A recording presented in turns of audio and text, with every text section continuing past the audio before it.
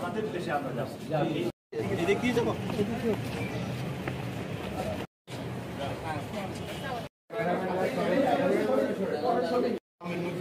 এটা এসে আমার লগে দেখা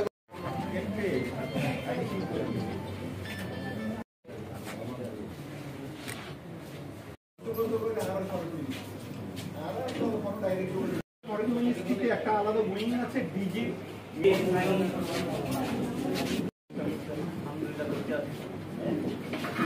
আমাদের চিফ হুইপ এইখানকার লোকাল এমপি এবং আমাদের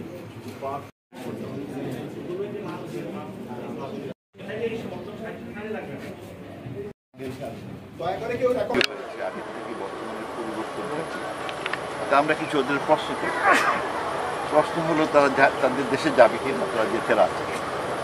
তা আমরা বললাম আপনারা যেতে রাজি কীভাবে যাবেন? তো তারা বললো যে ওখানে সিকিউরিটি হলেই তারা, এটা আগেও আমাদের।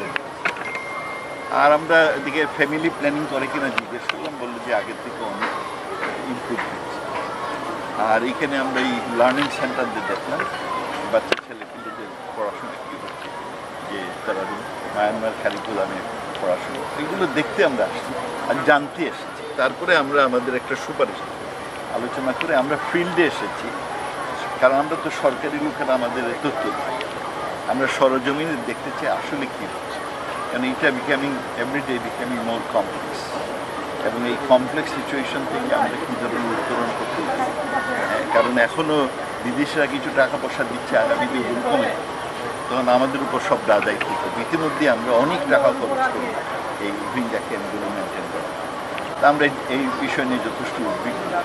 আমরা বিভিন্ন বিদেশিদের এনেছি, আমি কয়েকবার আসছি বিদেশি দেশে, আমরা নিজেরা এরকম আগে আসি। আমাদের স্ট্যান্ডিং কমিটির দায়িত্ব হচ্ছে এই ওয়াচডগদের ফরেন, আমরা ফরেন মিনিস্ট্রি এবং সরকারকে সুপারিশ করবো যে এই করলে বোধহয়। তা আমাদের বড় ফোকাস হচ্ছে এবারে এই রোহিঙ্গা। সংঘাত চলছে বলে ইস্যুটা আরও গভীর হচ্ছে, সেই জন্য আমরা এই মুহূর্তে জানতে চাই যে আমাদের কী করণীয় আছে। আলাপ করেছি, এবং আমি এবারে একটু খুশি হয়েছি যে আগের বার যখন আলাপ করেছি তারা বলছিলেন যে 11 লাখের মধ্যে মাত্র 52 জন গ্র্যাজুয়েট, এইবারে বললেন 130 জন। It's a good news. চিন্তা করেন 12 লক্ষের মধ্যে 130 জন মাত্র গ্র্যাজুয়েট।